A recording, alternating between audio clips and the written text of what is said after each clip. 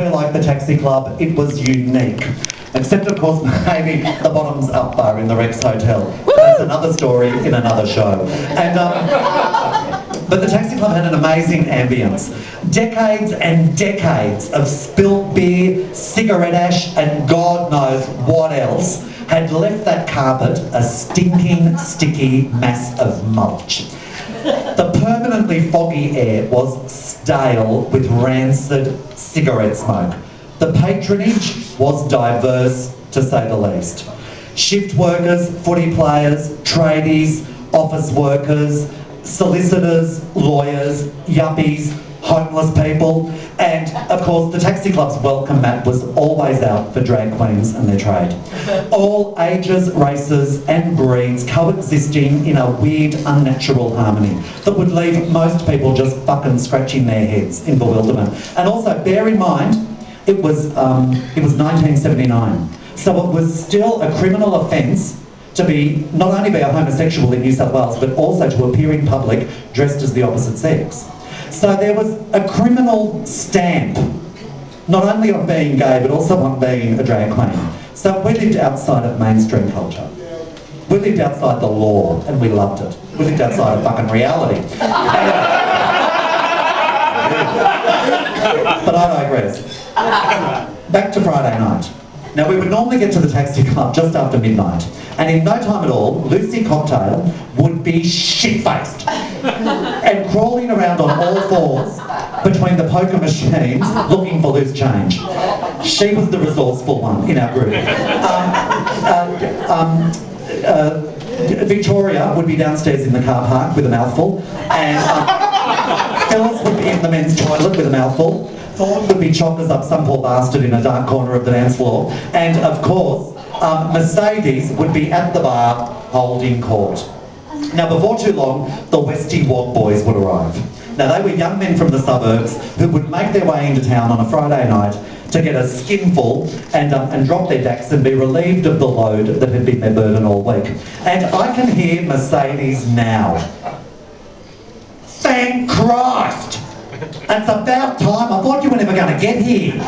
You know how much I love a bit of cheesy, uncut Dago dick. Putrid. It's interesting. Like drag queens and Westie boys were an interesting combination because those boys knew the drag queens weren't real women, but it didn't matter because in a funny sort of way, the Taxi Club served a higher purpose. Like it was really about, well, it was religious. It was a communion of a communion of individuals. Then at about 7 o'clock in the morning, Barry behind the bar would call last drinks, and we would have a couple more guzzles, and then we would roll down the stairs onto Flinders Street and into the light of day. That was ugly. The Taxi Club closed from 7 o'clock until 8 o'clock every morning. 1 hour. That was it. Just enough time to run the Hoover over and mop up the slops and schlep out the punters, most of whom were comatose and face down in their own filth. Anyway, out on the street, we would then begin our return pilgrimage to Victoria's cosy nest at the bottom end of the Golden Mile. That was Oxford Street in those halcyon days. And it was time for rest and recuperation. And thank God we didn't write ourselves off totally because that was only Friday night and we still had Saturday night ahead of us, and that was our really big night out for the week. And so our shenanigans continued, but not forever. Mercedes leapt up the retail ladder. She now works for Louis Vuitton. Phyllis went bush.